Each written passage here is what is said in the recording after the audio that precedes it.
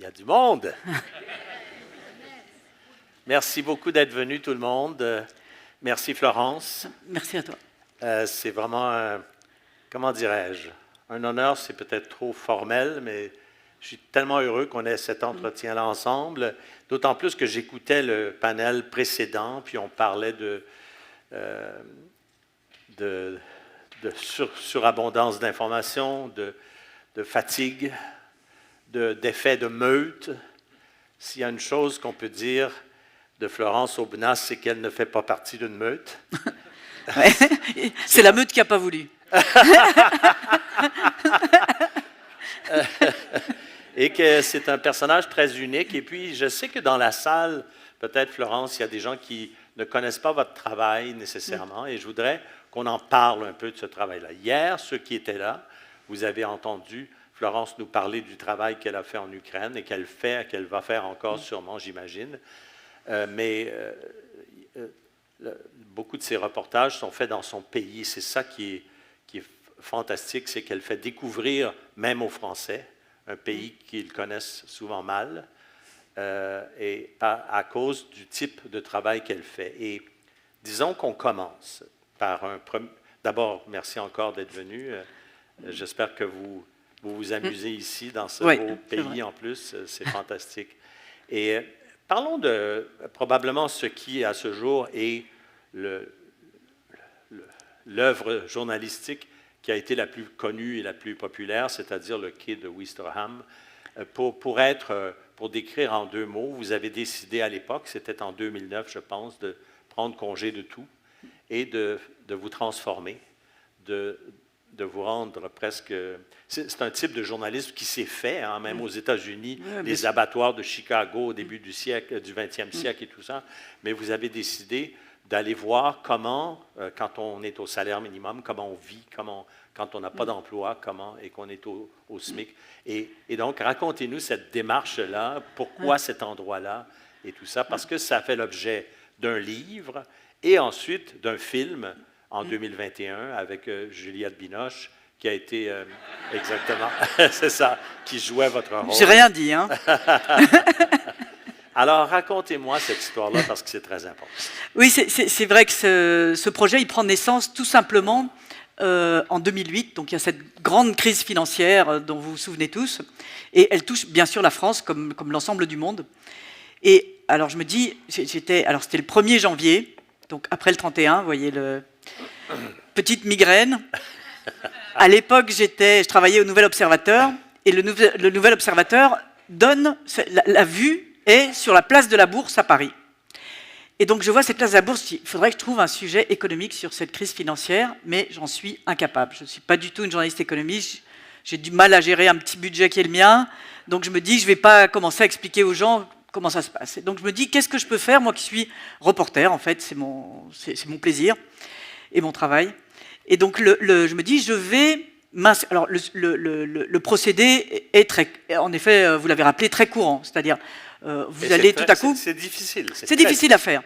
Et donc je me dis, je vais m'inscrire au chômage, je vais garder mes papiers d'identité, hein, je n'ai pas un talent de faussaire, mais ne pas dire que je suis journaliste et aller m'inscrire au chômage dans une ville française. Qu'est-ce qui peut se passer pour une femme de plus de 50 ans, n'ayant pas de CV du tout et n'ayant pas de qualification professionnelle? Et donc, en France, ça s'appelle les cas critiques plus. De nouveau, moi. Et donc, je me dis, je vais faire ça. Alors, je cherche une ville en France, et donc je cherche une ville où je ne connais personne, où personne ne peut me reconnaître, où, voilà. Donc, et une ville française assez, entre guillemets, banale. C'est-à-dire que si vous allez à Marseille, je passe tout au sud, on va vous dire, ouais, mais Marseille, c'est spécial, c'est Marseille. Si vous allez au nord, ah ouais, mais le nord, c'est le nord. Paris, ah bah c'est Paris. Donc, Caen, c'est partout et nulle part. Alors, ils détestent ça à Caen, hein, quand je le dis comme ça. Mais enfin, c'est ce genre de ville française, 40 000 habitants, assez comme ça, provincial mais pas trop, avec du monde, mais un petit peu de brassage, mais pas plus que ça. Et surtout, il y a, vous voyez, c'est la Normandie à l'intérieur des terres. Et pardon de cette précision, mais je ne voulais pas une ville avec une pression d'émigration forte. Je voulais une ville française, voilà, lambda, vraiment banale. Donc j'arrive dans cette ville. Alors avant de partir, je me dis quand même, si on me reconnaissait, si bon. Donc je change ma couleur de cheveux, je suis brune, hein, comme Juliette Binoche. et donc je me dis, je vais changer ma couleur de cheveux, je vais voilà, et je vais m'habiller un peu, je vais mettre une jupe, j'en mets jamais, donc ça va détourner les attentions. Et donc je mets dans le coup 2 ou 3 amis, pas beaucoup, parce que vous savez que le milieu journalistique est très pipelette, Ouais. et je voulais pas que ça se sache. Et donc j'arrive, je me présente aux 2 ou 3 amis qui sont dans le coup. Alors, la première réaction de ça, bah, tu vois quand tu veux, quand tu t'arranges. donc je me dis, bon ben voilà, ça va bien aller. Donc je pars à Caen et je commence à regarder les offres d'emploi. Je loue un petit studio à côté de la gare. Bon, je cherche et je vois, première annonce sur laquelle je tombe, c'est une animalerie. Et il y a écrit « Recherchons vendeuse dans une animalerie ». Je me dis, voilà, exactement ce qu'il me faut. Je pousse la porte, je rentre, je dis, voilà, j'ai mon âge, voilà mon CV. Bon, j'ai pas fait grand-chose, mais... Et donc, les gens me disent, non mais, là, madame, vous rêvez. C'est beaucoup trop bien pour vous. Vous êtes... Alors, il y a cette expression française, je ne sais pas si vous avez la même, qui s'appelle le fond de la casserole. C'est-à-dire qu'on gratte quand c'est brûlé. Vous êtes le fond de la casserole, vous n'y arriverez pas. Alors là-dessus, je me fais un petit CV. Alors ça m'avait beaucoup amusé. Une petite légende, comme disent les services secrets. Donc vous vous dites, alors il faut quand même que j'explique pourquoi j'avais pas de boulot. Alors je me dis, bah alors, je vais être... j'aurais habité telle ville, Bagneux, en banlieue de Paris. J'aurais vécu avec un homme qui m'entretient, donc j'aurais pas travaillé. Alors qu'est-ce qu'il aurait fait cet homme? Parce que les gens vont être passionnés par mon dossier, donc il faut que je puisse leur expliquer. Et alors cet homme, qu'est-ce qu'il a fait? Alors je me dis garagiste. Garagiste, enfin je sais pas s'il y en a ici, j'ai toujours trouvé ça très sexy. Donc je me dis garagiste, ça va être bien. Bon, alors on avait eu un chien qui avait un nom, etc., etc. Donc j'avais tout un petit. Donc j'arrive à l'agence pour l'emploi, je m'installe. Alors la femme regarde mon CV, me dit bon, vous n'avez pas fait grand-chose. Je dis non, j'habitais Bagneux. Voilà, donc je commence mon petit truc. Elle me dit, et alors? J'ai dit, oui, il m'entretenait, puis alors il m'a laissé tomber. Alors, elle me regarde, elle me dit, comme tout le monde. Alors, je dis, ok. Et ça s'est arrêté là. Donc, il n'y a eu ni chien, ni garagiste, ni quoi, ni caisse. Et donc, voilà. Et donc, l'aventure est partie comme ça. Et donc, je ne savais pas quel type de... Alors, encore, j'ai eu de la chance, c'était une femme. Les hommes disaient, pour une plus jeune, j'imagine. Donc, vous voyez. Et donc voilà, donc je me lance dans cette opération et je ne savais pas du tout quel type de métier j'allais trouver. Je pensais au départ tomber sur un métier du genre, vous savez, les center calls ou les choses comme ça, avec où on répond au téléphone, enfin un truc un peu comme ça dans un bureau. Pas du tout, tout ça était beaucoup trop bien pour moi et donc j'ai fait du ménage. Alors, je ne voulais pas aller chez des gens parce qu'il y avait un problème d'intimité, comme il s'agissait de faire un livre après, je ne voulais pas raconter la vie de monsieur et madame, un tel. Et donc, c'était du ménage en entreprise. Et donc, vous savez, je ne sais pas comment ça se passe ici, mais c'est du ménage qui se passe avant l'arrivée dans les bureaux. Et donc, vous travaillez de 5h à 7h du matin, et le soir, une fois que tout le monde est parti. Et donc, j'ai fait ça. Et le principal, d'où le nom du livre, le principal boulot était sur un ferry, qui fait le voyage entre la Normandie et l'Angleterre. Et entre le moment où les passagers descendent et celui où les passagers montent, vous faites le ménage à toute blinde. Ouais. Et donc voilà, et donc c'est le métier que j'ai fait principalement pendant ces 6 mois. Et c'est un récit des conditions extrêmement difficiles, arbitraires de tout ça, et c'est un récit qui a fasciné la France, le livre lui-même. D'abord, est-ce que ça a été publié sous forme d'article? Pas du tout. Non, ça a été publié. C'est un livre, c'était ça le projet, qui a fait 120 000, on dit, peut-être même plus exemplaires, et qui a donné lieu... je dis rien. Et qui a donné lieu beaucoup plus tard à un film et tout ça. Mais si je vous pose cette question-là, c'est que c'est un peu le leitmotiv de la femme journaliste que vous êtes. Vous voulez aller voir les êtres profondément, vous voulez aller voir les situations, détourner les clichés et tout ça. Et ça a été en tout cas un exemple absolument intéressant. La méthode, comme j'ai dit, est classique, se faire passer pour d'autres. Je me souviens un livre qui s'appelle « Être turc », un Allemand. Oui, Tête de Turc. Qui est un Tête de Turc, qui est un classique et tout ça. Puis, l'autre exemple dont je veux parler, c'est ce petit livre que j'ai ici qui s'appelle L'inconnu de la Poste. Ça, c'est une histoire que vous suivez pendant 7 ans de temps. Ouais. Et c'est l'histoire d'un... En fait, le personnage central, c'est un comédien. Je ne sais pas si les gens le connaissent ici, Gérard Thomassin, qui a joué des petits rôles, mais dans des films de grands réalisateurs comme Jacques Doillon, et qui est impliqué et qui va même être accusé formellement d'un meurtre dans une toute petite ville un peu perdue de l'Est de la France, qui s'appelle d'ailleurs Montréal-Lacluse. Donc, ça dit quelque chose. Qui est jumelé d'ailleurs avec près Montréal. de Nantes, qui est jumelé à Montréal en plus. Mais racontez-moi cette histoire-là. Pourquoi, dans ce cas-là, vous êtes fasciné par ce personnage-là? Parce que vous avez déjà écrit et fait des choses sur des procédures judiciaires que vous avez même complètement renversées, dans le cas qui s'appelle l'histoire d'Outreau, la méprise, et c'est une histoire de méprise judiciaire, et finalement, les gens vont être innocentés. Vous aviez déjà fait ça, mais là, vous vous embarquez encore là-dedans. Oui, c'est-à-dire, alors là, je suis déjà au journal Le Monde, et on est, je crois, je dirais le 15 août. Donc, personne dans la rédaction, il fait très chaud, j'ai les pieds sur le bureau, le ventilateur tourne, et le téléphone sonne. Alors, je me dis, il y a quelqu'un ça doit être ma mère. Et en fait, c'est une femme qui appelle et qui dit, voilà, écoutez, j'étais casteuse, c'est-à-dire une femme qui fait des castings dans le cinéma, et la personne avec laquelle que j'avais casté quand il avait 16 ans, et qui a reçu pour le film où je l'avais casté, qui s'appelle Le Petit Criminel, un César du Jeune Espoir, est accusée de meurtre, et c'est absolument injuste parce que ce n'est pas lui. Alors, vous connaissez, il y a un bon mot d'un célèbre avocat français qui est de dire « En fait d'erreurs judiciaires, je ne connais que les acquittements ». Et donc, nous appellent en permanence dans les journaux des gens qui disent « Mon mari est innocent, etc. etc. » Et début d'une enquête qui, en général, se termine mal pour le mari. Et donc, là, je me dis « Attention, bizarre, etc. » Mais le 15 août, il n'y a pas grand-chose à faire et je décide de partir dans cette ville pour comprendre ce qui se passe avec ce fait divers. Alors, grosso modo, on est dans une toute petite ville, elle fait 4000 habitants.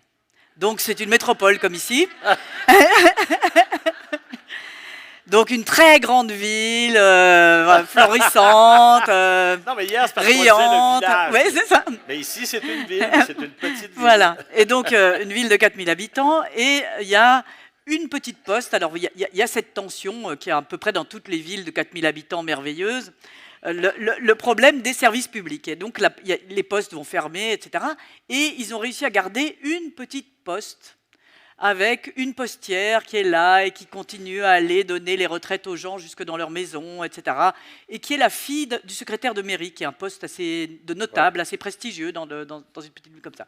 Et elle est bien sûr très aimée, c'est la poste, c'est les services publics, enfin il y a tout ça autour. Et cette femme se fait assassiner de 28 coups de couteau. Et donc, qui, dans un tout petit village, a pu assassiner cette postière que tout le monde aime, qui défend les services publics?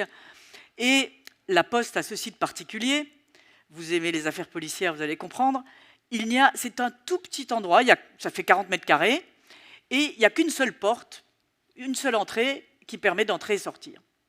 Et donc, dans cette Poste avec une seule porte, elle est assassinée à 8 h du matin, l'heure où les gamins vont à l'école, les gens au boulot, etc. Et donc, c'est le moment où il y a le plus d'allées et venues. Et personne n'a rien vu. Donc, or, l'assassin est bien rentré et ressorti par cette porte qui rentre, qui donne sur la place principale du village. Et donc, c'est une sorte de mystère. Et donc, les gens commencent à se regarder assez bizarrement en disant « Qui pouvait savoir qu'elle travaillait seule dans cette poste? Qui pouvait savoir qu'il n'y avait pas de caméra de surveillance? Qui a pu passer inaperçu dans notre village? C'est l'un d'entre nous. » Et donc, tout le monde commence à se regarder avec suspicion. Et à ce moment-là, on se rend compte que juste en face de la Poste habite ce jeune acteur, donc Gérald Thomassin, qui, lui, à Montréal ou à Paris, passerait, enfin en tout cas à Paris, absolument inaperçu. C'est-à-dire qu'il est un peu SDF, c'est un gamin de la DAS, qui avait été choisi précisément pour ça, parce qu'il était de la DAS, et qui jouait un rôle d'un jeune délinquant dans un film. Et donc, il est là, vous voyez, c'est le gars assis sur un banc. Alors, dans une main greffée une canette, dans l'autre la tête du chien qui caresse comme ça. Il a 2 copains un peu bourrés le matin aussi.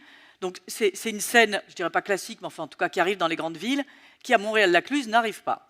Et donc, il est la figure typique de l'étranger. Ouais. Du gars qui n'est pas de chez nous, qu'est-ce qu'il Et fait l'objet là? de la rumeur. Voilà. Et comment ça se fait? Et qu'est-ce qu'il fait là? Et pourquoi il est atterri ici? Etc. Et donc, les soupçons se tournent vers lui, d'autant qu'il habite absolument en face de cette poste. Et donc, cette histoire raconte ça, comment ce garçon se fait cibler par l'enquête. Et en fait, il est mis hors de cause. Et aujourd'hui, il a disparu. Mais tout ça dure 7 ans et vous Tout ça dure suivez 7 ans. tout le temps. Alors, je travaille en même temps. Hein, Non, je ouais. sais, mais vous le suivez quand même et vous allez le revoir périodiquement à travers Exactement. tout ça. Donc, il est incarcéré, il Ouais. il fait de la prison, etc. Et en fait, il y a une... Pourquoi cette obsession pour vous voulez absolument finir cette histoire-là? C'est Alors, ça qui m'intrigue aussi. Moi, ce qui m'intéressait, c'était pouvoir raconter deux milieux. Alors, il y a le milieu du cinéma, où ce garçon évolue. Donc, alors, il fait à peu près un rôle par an, ce qui reste ça. Ouais. Il est très talentueux, c'est-à-dire que les gens le cherchent, mais il est resté un peu SDF. Alors, il a toujours un petit peu un pied sur le tapis rouge à Cannes et puis un pied dans le caniveau. Et donc, il est là, il avance comme ça. On se demande toujours un petit peu où est-ce qu'il en est, toujours un peu comme ça. Mais avec un succès, ouais, il a une véritable carrière. Il n'aimerait pas le terme, mais en tout cas, c'est le cas. Et donc, il y a ce milieu du cinéma avec la bulle que fait un film, enfin, tout ce milieu-là. Et parallèlement à ça, la vie d'un village français, d'une grande ville formidable française. Donc, une ville en pleine transformation elle-même. Elle-même qui est, voilà. Plastique ou je sais pas quoi. C'est au cœur de la Plastic Valley. Donc alors que c'était un lieu d'agriculture. D'agriculture, et Nantua aussi un lieu touristique. Exactement. Voilà. Et donc, ça permet de raconter le choc, et c'est ça qui m'a intéressé. C'est ça qui est intéressant. Voilà, le choc des deux mondes. Voilà. Des deux mondes. Et ça, c'est vraiment la société française. C'est-à-dire comment deux mondes cohabitent, se disputent, les frictions entre deux mondes. Et c'est ce que vous faites dans toute votre œuvre. J'appellerais ça comme ça parce que c'est vraiment bien de l'appeler œuvre. Mais juste pour finir cette mécanique-là, c'est que vous allez écrire, j'imagine, dans le monde plusieurs fois là-dessus. Oui. Puis à un moment donné, vous allez regrouper ça. Non, ça, c'est quoi? C'est un regroupement? Non. En fait, j'ai fait un premier article pour raconter le dossier, ouais. Un deuxième pour de suivre au jour le jour. Et en fait, j'ai pris un an sans solde pour retourner m'installer dans ce village et le raconter. À la fin? Oui, c'est ça, vers la fin. Et raconter comment ça se passe, quelle est la vie dans ce village. Et c'est vraiment intéressant, c'est-à-dire qu'aujourd'hui, pour vous dire un peu la fin de l'histoire, il y avait de l'ADN qui a été trouvé dans cette poste, et il y a une main sanglante qui est ouverte sur le tiroir où il y avait l'argent. Et donc cette main sanglante a laissé une trace d'ADN. Et cet ADN n'était pas celui de ce jeune acteur. C'est ça. En plus, on a trouvé différentes choses, un sac de sport, enfin des choses qui n'étaient pas lui. Rien ne l'accusait, j'allais dire, formellement, de façon scientifique. Donc chez lui, on a tout passé au Blue Star, vous voyez ce truc qui révèle les traces de sang, il n'y avait rien du tout, bon bref. Et en fait, des années plus tard, 10 ans plus tard, cet ADN match. Et en fait, c'est un jeune garçon du village qui a cet ADN, qui est arrêté. Et donc l'affaire rebondit et l'acteur est mis hors de cause. Mais après avoir passé des années en prison. Des années en prison, etc. Donc c'est toute une critique du voilà. système judiciaire. Exactement. Ça raconte le système judiciaire. Et ce qui est intéressant, c'est parce que c'est un livre qui est comme un roman. Et c'est un roman réaliste. C'est un roman, en fait, c'est pas un roman. Et c'est cette écriture que j'adore, moi. C'est que, et là, on va... c'est comme ça que vous écrivez. Vous entrez dans les personnages. On a parlé hier de l'Ukraine. La première fois que vous allez en Ukraine, vous entrez dans un autobus qui fait le trajet normal entre, disons, Paris et Kiev, peut-être. Et puis, là, vous partez avec eux. Puis c'est toute la description de ces gens-là, pourquoi ils retournent, qu'est-ce qu'ils font. C'est le début de la guerre. Exactement, c'est les premiers jours de la guerre. Et à travers tous ces personnages-là, on découvre, moi je trouve que quand je disais, vous vous distinguez de la meute et de tout ça, je pense qu'il y a quelque chose de vraiment unique dans ce genre de journalisme-là. Peut-être, tu sais, on a parlé, vous et moi d'ailleurs, de Tom Wolfe et de ce journalisme américain qui était un peu comme ça aussi. Nouveau journalisme, le journalisme de la réalité la plus brutale, la plus simple et tout ça. Et puis, dans ce livre-là, qu'on peut avoir ici. Ici et ailleurs, c'est le dernier. Là, vous avez fait un recueil. C'est une compilation d'articles. Depuis 2015. Mais c'est fascinant parce qu'il y a une partie ici qui est en France. Et si vous passez à travers tout ça, vous décrivez toutes sortes de situations. Je vais en parler tout à l'heure, mais pourquoi vous avez... Ici, il y a beaucoup de... Et c'est un sujet qui sera discuté demain. Il y a beaucoup de chroniqueurs dans les journaux qui font des recueils de leurs chroniques. Mais je ne sache pas qu'il y ait beaucoup de journalistes qui fassent de recueils de leurs articles de journaux. Non, pas tellement, parce qu'en fait, rien, encore une fois, je vais étaler ma science, rien n'est plus vieux que le journal de la veille. Ouais. Et donc, pourquoi vous l'avez fait alors? Moi, je suis content que vous l'ayez fait.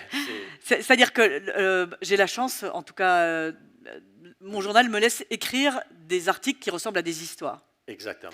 Et donc ces histoires-là, évidemment, alors si je peux me permettre de donner un exemple d'une histoire? Certainement, puis je vais vous en donner d'autres. Alors je vais vous raconter une des histoires qu'il y a dedans. Alors j'allais faire un reportage dans les Cévennes. Alors les Cévennes, c'est une région française assez excentrée, très difficile d'accès, je ne compare à rien, où il n'y a pas de chemin de fer, pas de... Voilà. Et donc une région qui se mérite. Et donc je vais faire un reportage là, et dans cette région, elle a ceci de particulier qu'à l'époque des hippies, donc dans les années 68 en France, en tout cas à la suite des mouvements de 68, beaucoup de jeunes gens se sont installés là en disant en rupture avec la société, c'est des montagnes, c'est perdu, on dit merde à la société. Enfin, tout ce mouvement s'installe dans les Cévennes et y est resté. Et d'ailleurs, l'endroit continue à s'appeler la vallée des hippies. Donc, voilà. Et donc, dans cette vallée des hippies, je discute avec un type sur le sujet que j'étais allé faire, et il me dit, mais ici, on a une chose qui est particulière. On a dans nos montagnes une femme sauvage. Alors, vous dites ça à un journaliste. Vous voyez la langue de Tex Avery. Une femme sauvage. Alors, je me dis, voilà, génial. Et alors, j'ai une horrible machine que tous mes amis détestent. C'est un sujet. Alors, donc je me dis, je reviens faire l'histoire de cette femme sauvage. Alors, quelle est l'histoire de cette femme sauvage? Et c'est absolument, moi, ça m'a absolument fasciné. C'est-à-dire, c'est une jeune femme qui est élevée dans une famille de hippies. Enfin, sa mère est hippie. Elle lui dit la liberté, tout va bien, etc. Il y a une radio libre pour les enfants. Enfin, c'est une vie assez comme ça. Et cette fille, arrivée à 25 ans, décide d'abandonner la société des hommes et de monter dans la montagne et d'y vivre en coupant tout lien avec la société. Et alors, contrairement à Mowgli ou autres enfants sauvages, elle n'a pas appris à pêcher la truite à main nue, à égorger le sanglier avec les dents ou ce genre de choses. Donc, c'est une jeune femme comme vous et moi qui, tout à coup, doit survivre dans la montagne. Et donc, elle a été biberonnée au Nutella. Enfin, elle est tout à fait normale. Alors, ce qu'elle fait, c'est que dans ces montagnes, ça, c'est facile. Ouais, il y a tout un tas de résidences secondaires. Et les gens n'y sont pas l'hiver, ou ils sont rarement. Et donc, elle ouvre ces maisons que les hippies avaient pour tradition de laisser ouvertes. La porte est ouverte, on n'a pas de défiance les uns par rapport aux autres, etc. Elle rentre et se sert. Alors, elle dort dans les lits, ça paraît un conte de fées. Elle ouvre les conserves, alors elle a très bon goût, foie gras, enfin bon, tout ce qui est qu'elle a aimé dans son enfance. Il y a une femme qui me racontait, bon, comme c'est l'hiver, elle prend des pulls et pas les plus moches. Bon, donc, c'est une jeune femme moderne, comme vous et moi, qui tout à coup se trouve confrontée à ça et vit un peu pas de piraterie, mais voyez ce genre de choses comme ça. Et dans ces montagnes, il y a cette tradition libertaire un peu, et les gens trouvent ça très bien. Et donc on met des mots sur la truc. Alors elle s'appelle Clara, bon, vous le gardez pour vous. Clara, je t'ai mis les boîtes de thon que tu préfères, etc., etc. Et donc c'est un peu la fille qui est vue par tous ces hippies qui l'ont vue grandir, qui la connaissent. C'est un peu cette liberté qu'ils n'ont pas osé prendre jusqu'au bout. Et donc, c'est un peu l'enfant de la vallée. Et donc, ça dure, elle passe 1 an dehors, 2 ans dehors, elle ne parle plus à personne. Dès que quelqu'un s'approche, elle s'enfuit, mais elle regarde les films à la vidéo quand il y en a. Donc voilà, donc il y a cette espèce de vie. Et à force de vivre sauvage, elle devient sauvage. Ouais. Elle devient sauvage. Et donc, ce qui était charmant, ce qui était la liberté, devient inquiétant. Alors, qu'est-ce qui est inquiétant? C'est qu'elle trouve un ours en peluche et elle le cloue au mur. elle vole les photos de famille, elle laisse brûler des choses sur le feu. Et donc, tout à coup, les gens se disent « Non, mais là, il y a un problème, c'était sympa, mais là, c'est pas sympa. » Donc, elle a lacéré la garde-robe de l'une, elle a volé la couette de l'autre, alors il est arrivé, il a eu froid. Et donc, on ne sait pas quoi faire dans ce milieu libertaire. Est-ce qu'il faut porter plainte? Est-ce qu'il faut la filmer? Est-ce qu'il faut... Et donc, je raconte le surgissement de cette femme sauvage dans cette communauté qui, au début, la chérit, et au bout d'un moment, en a peur. Et qu'est-ce qu'on fait? Ouais.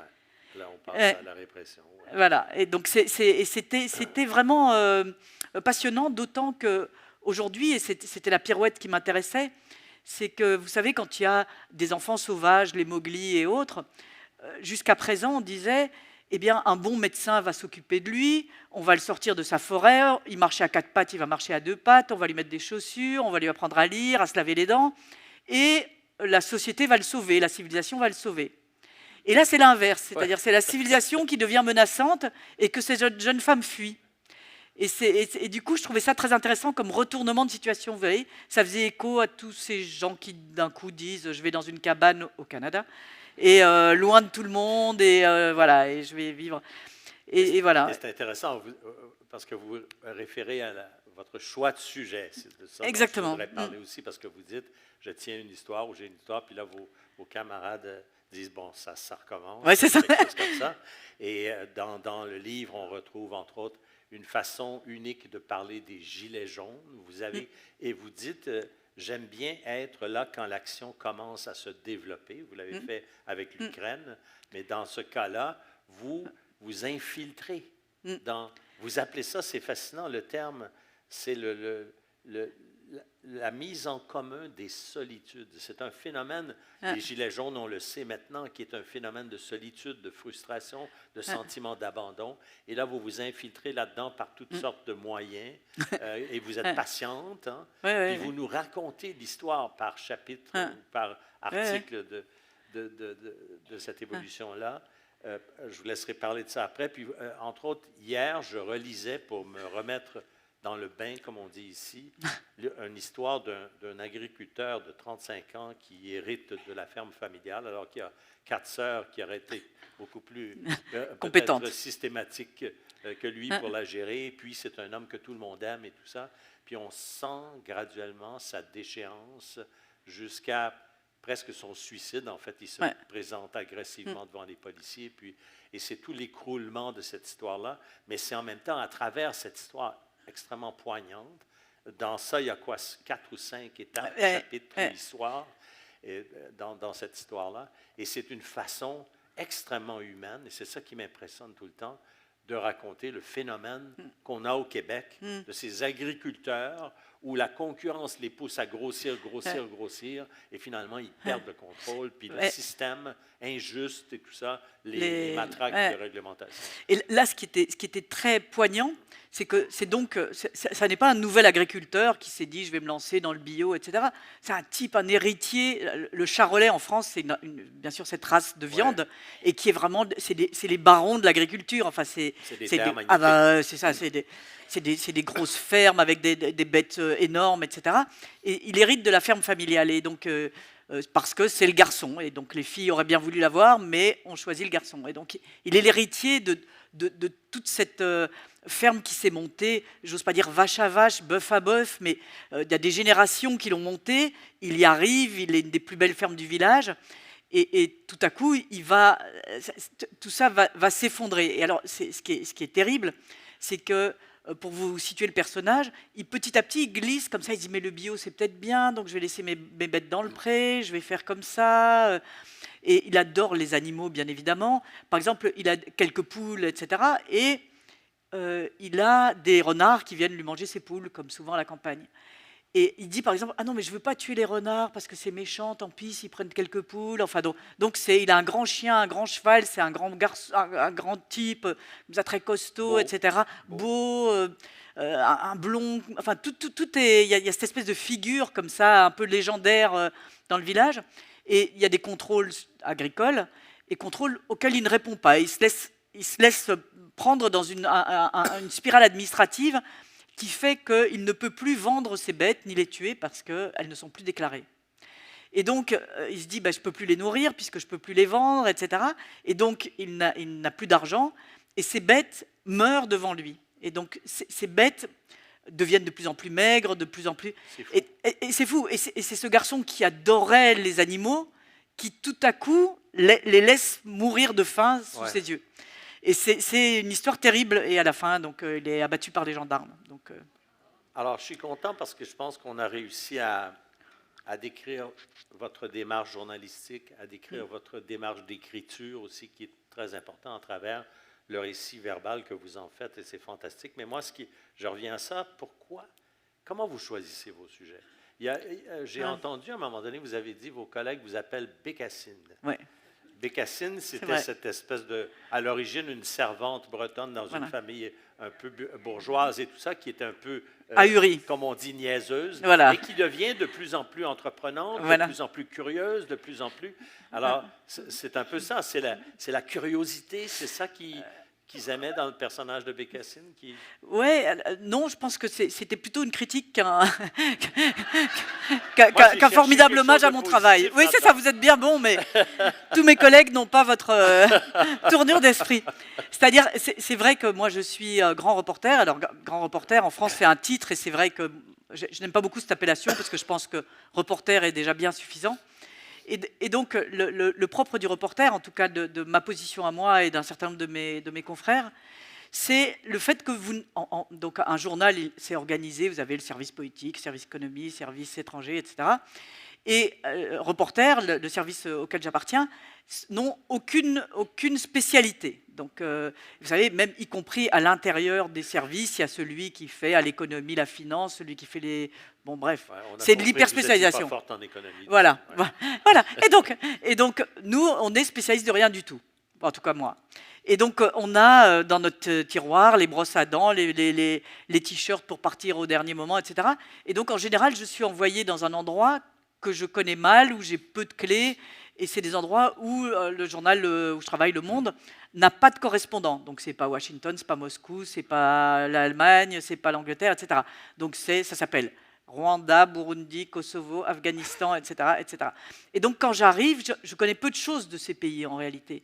J'en connais ce qu'on sait dans le bain d'un journal où je suis. Mais enfin, je n'ai pas de connaissances spécifiques, je parle en général pas la langue. Et donc, en effet, j'arrive, la bouche en cœur, toujours prête à faire la première gaffe venue, etc., etc. Et donc, c'est vrai qu'on m'appelle Bécassine parce que c'est une position que je revendique, celle d'arriver, d'avoir mon intérêt en bandoulière. Vous dites, je suis comme un badaud. Exactement, Hein? Exactement. Un badaud, c'est, vous savez, c'est un celui qui passe, qui regarde, qui est curieux. Voilà. Mais il y a cette curiosité-là qui est... Mais est-ce qu'il y a une attraction envers les gens qui vivent une vie difficile, qui sont mal aimés, qui souffrent de l'absurdité, par exemple, de l'autorité? Est-ce qu'il y a ça aussi? Parce que si on lit ça, c'est beaucoup des histoires comme ça. Hein. Alors, je vois que vous avez eu mon rédacteur en chef au téléphone. C'est bon, ça. Ouais, là, on a un SDF, etc. Je crois que c'est pour toi. Non, mais sans blague. C'est le fil de tout ça. Pourquoi prendre le temps de s'intéresser aux Gilets jaunes à ce point-là, d'entrer dans leur vie? Pourquoi prendre le temps de s'intéresser à ce cas de... Parce que je trouve que souvent... on creuse peu ce genre d'histoire. C'est-à-dire que les Gilets jaunes, voilà, pour vous dire en France, quand ça a commencé, c'était donc cette révolte française où les gens occupaient les ronds-points contre la hausse de l'essence. Alors donc moi j'habite Paris, je suis une urbaine, et à Paris, la hausse de l'essence, on s'en fout. À Paris, on dit mais qu'est-ce qui nous emmerde tous ces gens? Pourquoi ils ne roulent pas à vélo? Et de 1.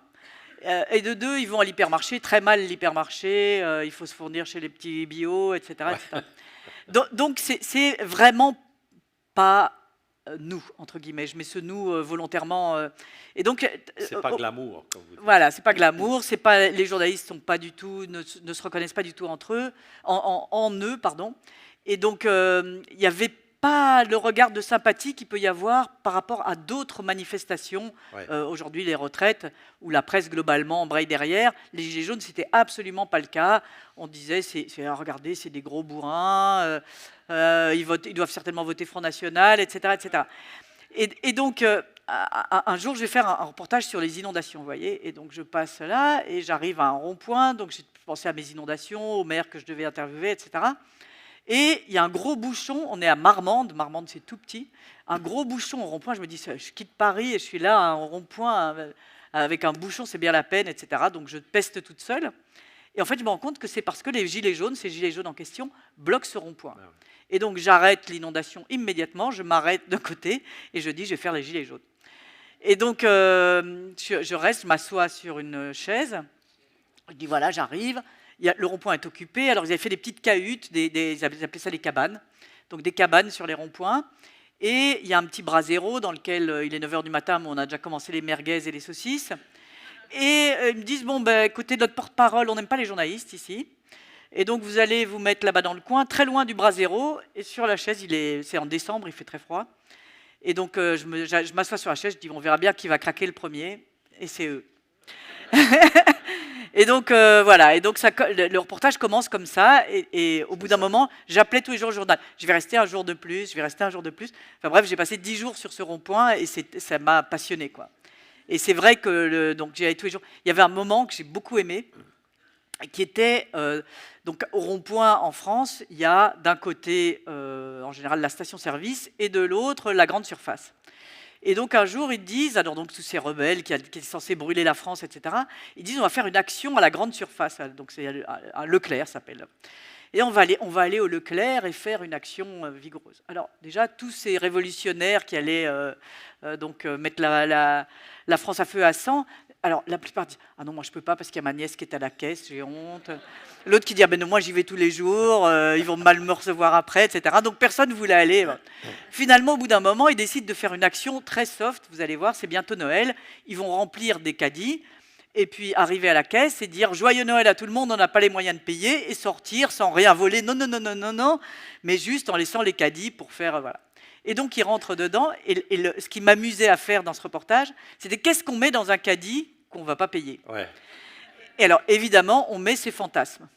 Tout ce qui est plus cher. Alors, les uns mettaient tout ce qu'il y a comme marque, qu'ils n'avaient pas de quoi se payer. L'autre mettait qu'est-ce qu'il aurait voulu offrir aux enfants.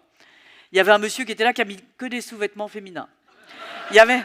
Donc voilà, et donc c'était extrêmement marrant parce qu'il y avait tous, voilà, on mettait dans le caddie le rêve en fait. Mais alors, je reviens à ma question, un petit recul. Qu'est-ce qui vous fascine dans tout ça? C'est retourner les pierres pour voir tout exactement. Ce qu'il y a en dessous. Voir qu'est-ce qui bouge sous la pierre. Oui, c'est ça, c'est ça qui est.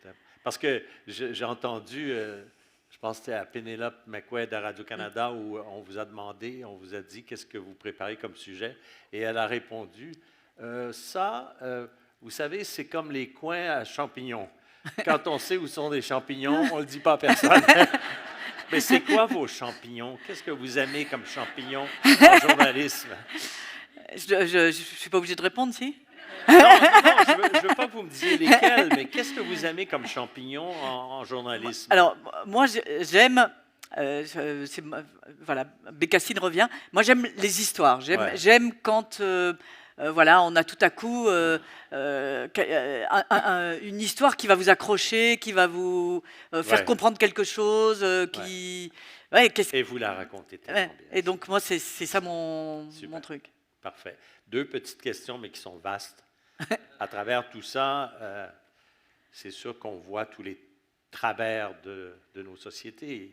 En Ukraine, on en a parlé hier, la trahison, etc., en France, le système judiciaire inéquitable, le manque de transparence, etc., l'inéquité, la société, comment vous la voyez comme journaliste, la société en général?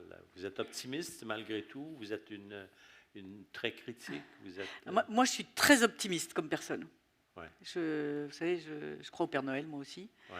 Et donc, c'est ce qui me frappe, c'est à tourner... partout dans des endroits où, bon, c'est rare qu'on fasse le couronnement de Charles III, hein, donc C'est plutôt les endroits où ça va moyennement bien, où il y a un génocide, une guerre, une inondation, un tremblement de terre, etc. C'est la manière dont les humains font face. La résilience. Ouais, et je trouve ça incroyable. C'est-à-dire, il y a une capacité à rebondir, à prendre sur soi. On parlait de ces femmes de ménage à quai de Ouistreham. Donc, sur le ferry, quand on arrive, ce qui était mon cas, on vous donne le pire boulot à faire, c'est-à-dire nettoyer les toilettes. Et vous nettoyez les toilettes dans un bateau, dans un ferryboat, où les gens sont malades. Hein. On est en mer, donc vous voyez les toilettes. Et donc on est là à nettoyer les toilettes. Et alors je faisais ma petite journaliste, tout en nettoyant les toilettes. Il y avait la collègue à côté. Et je lui dis, et toi, comment... Ma petite question bien... Et comment t'es venue à faire ce boulot? Vous voyez la scène. Et elle me dit, ah, moi je fais ça parce que j'ai de l'ambition. Alors je m'étrangle de rire et je me mords la langue parce que ouais, et j'ai beaucoup de respect pour elle. J'ai ri moi-même quand elle me l'a dit. Et en fait, c'est vrai, elle me disait, voilà, parce que chez moi, je ne travaillais pas, je ne savais pas quoi faire. Et en fait, je fais ça et j'espère monter dans la hiérarchie. Et continuant à glousser, je lui dis, c'est-à-dire, elle dit, passer l'aspirateur. Et je trouve ça respectable. Et voilà, et c'est ça que j'appelle la résilience à tout niveau. Et finalement, je vais vous dire, j'ai trouvé autant de gens flemmards, qui avaient de l'ambition, drôles, ennuyeux, enfin toute la gamme chez les femmes de ménage, pareil que chez les journalistes. Ouais. Donc, et je trouve ça formidable. Et c'est ça qui, moi, me rend très, très optimiste sur les humains, en fait. Et qui vous fait aimer ce métier. Exactement. Et face à ce métier, là, je change complètement de sujet, parce qu'hier, je pense que quand j'ai dit, quand on couvre l'Ukraine, par exemple, est-ce qu'on a l'impression qu'on peut changer des choses? Je pense que vous m'avez dit quelque chose comme si on essaie de se dire ça quand on est journaliste, on n'arrive nulle part, ou je ne sais pas quoi. Vous avez pas, est-ce que vous avez l'impression, en d'autres termes, par tous ces gens-là qui veulent entendre parler de journalisme et de la possibilité peut-être du rôle qu'on peut jouer dans la société, est-ce que vous pensez que vous êtes encore convaincu et que vous êtes convaincu qu'on peut jouer un rôle en faisant toutes ces histoires-là? Moi, j'en suis convaincue. Ouais. Mais alors, je pense que le leurre est de penser que le journaliste seul peut le faire. C'est-à-dire qu'il y a cette espèce de suffisance. Ouais, c'est ce que vous disiez hier, voilà, c'est vrai. Il y a cette espèce de suffisance. On est là, j'ai signé mon papier complètement historique. Oh là là là là, demain matin, la France va se réveiller différente, etc. Le journaliste, c'est vrai que c'est un travail en commun. C'est un travail en commun avec les politiques, avec... voilà, c'est une chose dans une société. Mais c'est une chose très importante. Et donc, moi, j'y crois pour ça. Et je pense que vous, lecteurs, vous avez votre rôle aussi. Et chacun de nous, à sa place, a son levier. C'est ce qu'on disait hier. Merci beaucoup pour l'instant, parce qu'il y a des questions qui vont venir de la salle, j'en suis sûr. Alors, c'est à vous. On a encore un bon 20 minutes, certainement. Alors, qui a une question? Madame. Plus fort. Ça vous a plu, ça?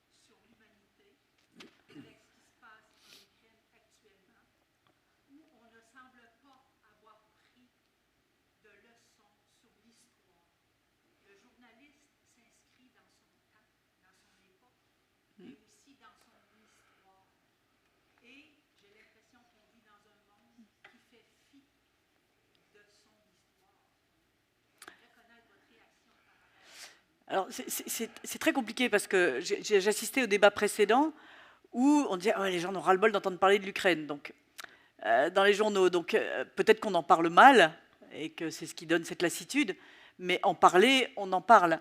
Et je pense que les journalistes, s'ils racontent le monde, s'ils racontent ce qui s'y passe, s'ils racontent la guerre, c'est plus un thermomètre qu'une cause ou ou ce genre de choses. C'est ça. Je pense comme c'est notre le journal, les informations, c'est ce qui nous relie au monde, c'est ce qui nous relie à des régions dans lesquelles on n'ira pas.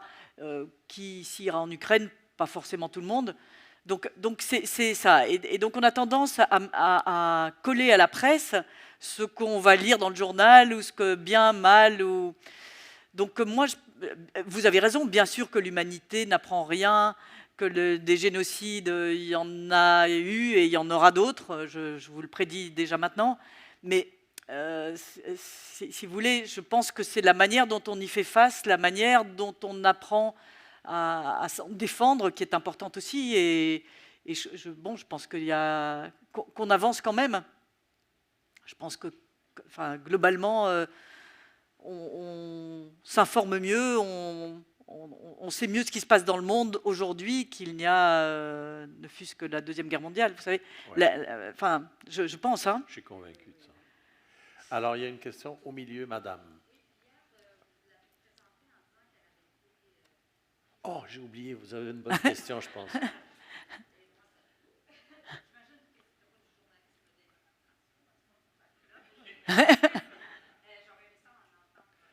Et c'était une question, j'ajoute à votre question que j'ai oublié de vous la poser, mais je ne sais pas si j'ai entendu que quelqu'un voulait poser, mais vous n'avez jamais voulu raconter cette histoire-là? D'otages en Irak? Parce que c'est une histoire qui est extrêmement importante. Combien de gens sont victimes de ça? Puis vous l'avez vécu. Et donc, madame aimerait vous entendre un peu parler de ça aussi. Bien sûr. Donc, en effet, j'ai été enlevée en Irak en 2005. Donc, ça fait un moment maintenant. Et c'était l'époque, vous voyez, où les États-Unis ont donc renversé Saddam Hussein. Et donc, moi, j'y étais comme journaliste. J'avais été plusieurs fois auparavant. Et quand j'y suis partie, c'était pour Noël.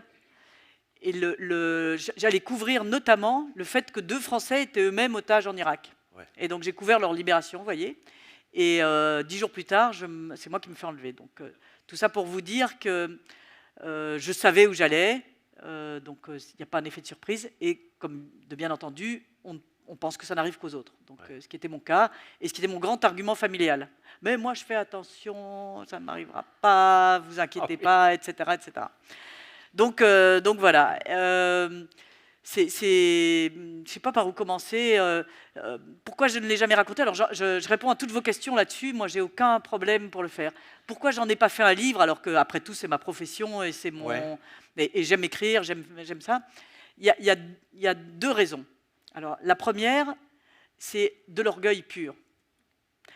Alors, quand vous êtes otage, la chose très, très particulière de cette situation, c'est que vous êtes détenu sans aucun contexte judiciaire ni rien. Donc, on vous a enlevé, on vous a mis dans une cave, vous êtes menotté, attaché comme un animal, à les yeux bandés H24. Vous n'avez un petit matelas pour dormir et encore. Vous êtes dans une pièce de... Écoutez, en longueur, il y a 2 matelas et en largeur 3. Des petits matelas chinois, là, vous voyez, en mousse. Et là-dedans, on est 25. Donc, les autres sont irakiens. Et donc, on n'a le droit que d'être allongé. Quand les gardiens rentrent et que vous êtes assis, vous êtes battu. Donc, quand l'un se retourne, tout le monde se retourne. Donc, vous voyez la scène. Et donc, on mange très peu. La porte s'ouvre 2 fois par jour. Vous ne savez pas si on va vous dire, vous allez aux toilettes, voilà un bout de pain, on vient vous égorger. Donc, vous êtes littéralement à la merci de celui qui vous détient.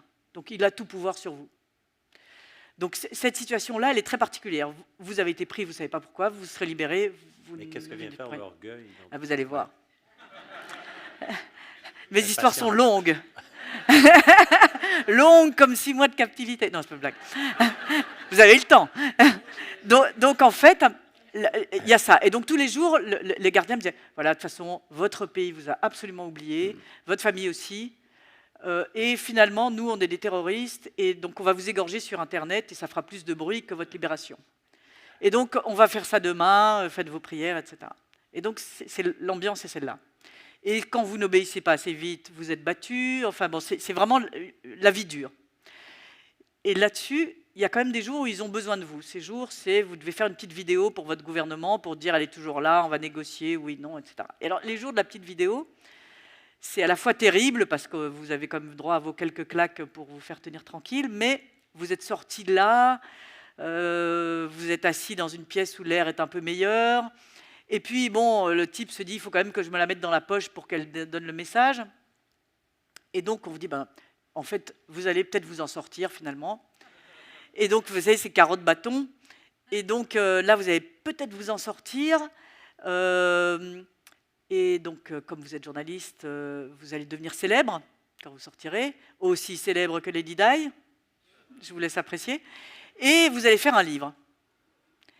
Et ça me rendait dingue. C'est-à-dire la rage contre ces types. Je me disais, et en plus, il faudrait que je dise merci parce que je vais écrire un livre grâce à eux pour faire la pub de ces terroristes parce qu'ils seraient ravis qu'on raconte leurs gestes et leurs trucs. Et donc, je me suis juré que jamais je ne ferais ce livre. Ça, c'est intéressant. Donc ça, c'est la première des choses, orgueil.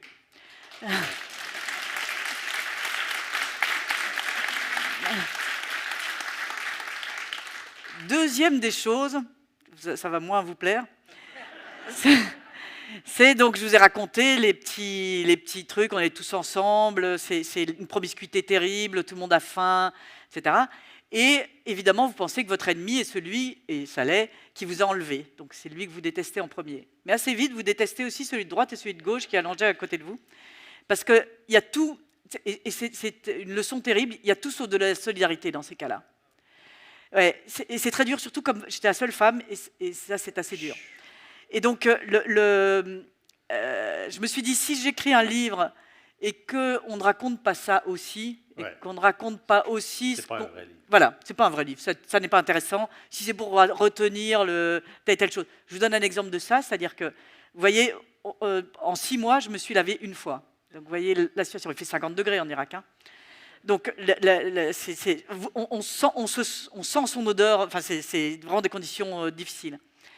Et néanmoins, c'était des hommes, et certains d'entre eux se ruent sur vous, dans cette situation-là.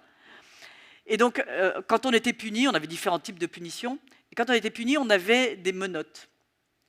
Et donc, normalement, on avait du serflex, et quand on était puni, on avait des menottes en fer, ce qui est très désagréable, très difficile pour dormir, etc., pour manger, pour tout. Et donc, je faisais en sorte d'être toujours puni, pour avoir des menottes en fer et une chaîne qui me permettaient de taper le voisin. Donc, l'optimisme est parfois effectivement tempéré. Ouais. Mais, et donc, du coup, c'est vrai que ça, j'avais pas envie. Je le raconte, bien sûr, en public, comme je fais aujourd'hui.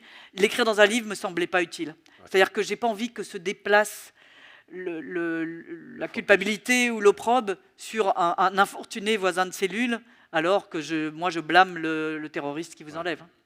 Mais il faut dire aussi que vous vous occupez, je pense, d'une association de protection... Des prisonniers, oui. L'OIP, c'est l'Observatoire international des prisons, et donc qui s'occupe de ça. Ouais. Je pense qu'on a le temps. Oui, on a le temps de questions. Madame? Tout le monde fait des signes. Quoi, non? Ah, non? Oui? OK. Un petit peu plus fort.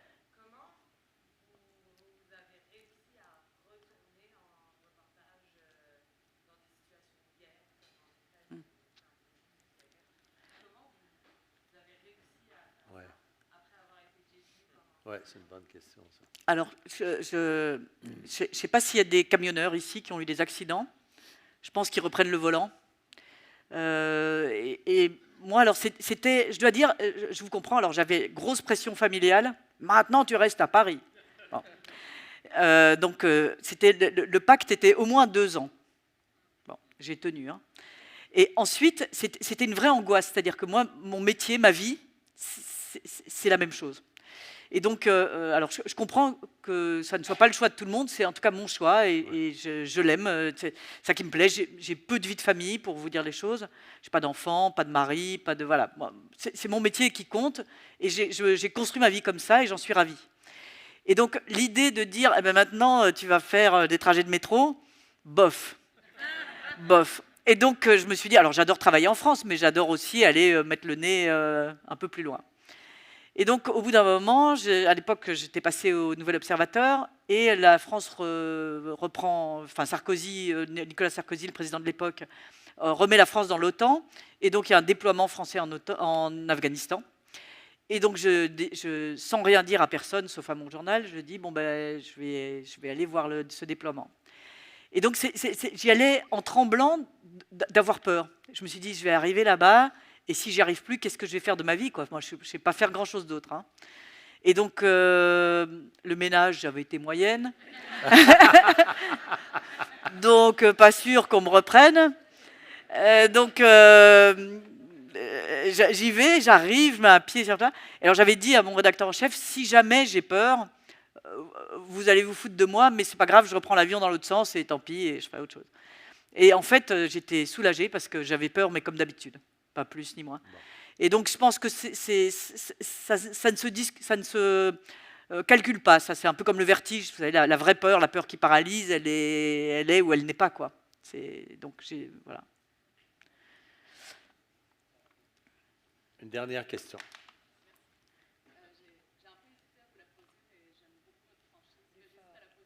Plus fort, un petit peu plus fort. C'est une question indiscrète, je le dis pour vous tous.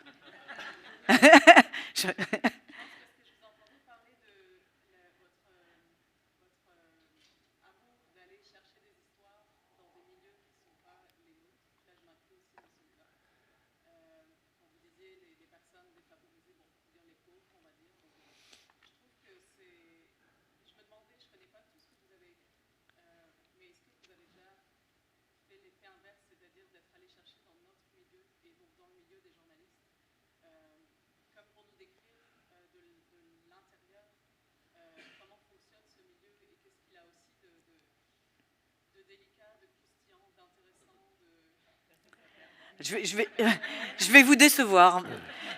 Je vais vous décevoir parce que j'ai fait un livre qui s'appelle d'ailleurs toujours « La fabrication de l'information ». Et donc, c'était une plongée, un décryptage, une façon... Il est paru il y a longtemps, en 99, c'est pour ça qu'en général... Et qui raconte la manière dont travaillent les journalistes. Et c'est un sujet... Vous avez peut-être compris que j'aimais bien mon travail, ou je le redis encore une fois. Et donc, je pense que quand on aime son boulot, il faut être le premier à le critiquer. Et donc, je le fais non pas pour cracher dans la soupe, mais tout à fait au contraire, parce que je pense qu'il faut l'améliorer. Et donc, je me suis un peu penchée là-dessus. Et c'est vrai que moi, ça me fascine complètement. Et ce qui me fascine, c'est... ça s'appelait la fabrication de l'information, parce qu'il y a une chose que je n'aime pas dans le journalisme, qui est... Alors, une des choses, je vous en dis une comme ça au hasard, qui sont ce que j'appelle moi les castings. Alors, qu'est-ce que c'est un casting ? C'est, voilà, il y a une grève des camionneurs, je sais que ça va vous parler, en France. Et donc, tout le monde, tous les journalistes vont voir comment on va bloquer les routes, etc. Et on se dit, ah, ben, il y a une grève des camionneurs, mais les camionneurs ne sont pas organisés en syndicats, donc qui est-ce qu'on va inviter au JT ? Il faut bien une vedette, parce que sinon, un camionneur lambda, c'est beaucoup moins marrant, on est d'accord ? Donc, qui on va trouver ? Et il se trouve sur les barrages routiers une grande gueule qui a le bon goût d'avoir pour pseudonyme, enfin, vous savez, sur les pare-soleils, ils mettent le nom Tarzan. Et c'est vraiment Tarzan, décolleté jusque-là, la grosse chaîne à l'intérieur, toujours une petite insulte contre un homme politique, etc. Enfin bref, le gars super. Et donc, c'est Tarzan, et donc Tarzan devient... fait sa conférence de presse tous les matins. Voilà, on a fabriqué une vedette, Tarzan. Alors, qu'est-ce que pense Tarzan de ceci? Qu'est-ce que pense Tarzan de cela? Et alors, qu'est-ce qu'a mangé Tarzan? Etc. Et donc, à la fin, la grève est en passe d'être terminée, et il faut négocier, mais il n'y a toujours pas de syndicat. Qui est-ce que les pouvoirs publics vont inviter? Tarzan. Et voilà Tarzan qui arrive avec sa chaîne, son décolleté, son camion à l'Élysée, pour négocier la fin. Et évidemment, Tarzan n'ayant aucune capacité à négocier, il se fait complètement avoir. Et ça, moi, c'est un truc que je trouve insupportable dans la presse. C'est cette fabrication de... Alors tout le monde, oh, Tarzan, finalement, il n'était pas si bien que ça. Ce côté meute, ce côté, voilà, tout ce qu'on déteste, eh ben, c'était... Voilà, c'est appelé Tarzan pendant une saison. Et je trouve ça lamentable. Donc c'est cette manière de faire. Et donc j'ai raconté ça dans ce bouquin, qui est un petit bouquin comme ça. Voilà. Mais c'est vrai, vous avez raison, j'aime bien critiquer la presse aussi, je vous rassure. Ah ouais, Vous avez Rambo? il s'appelle Rambo. Bah voyez. Alors, Florence, si jamais vous cherchez un nouveau métier, l'humour vous va très bien. Bon. Stand-up comique.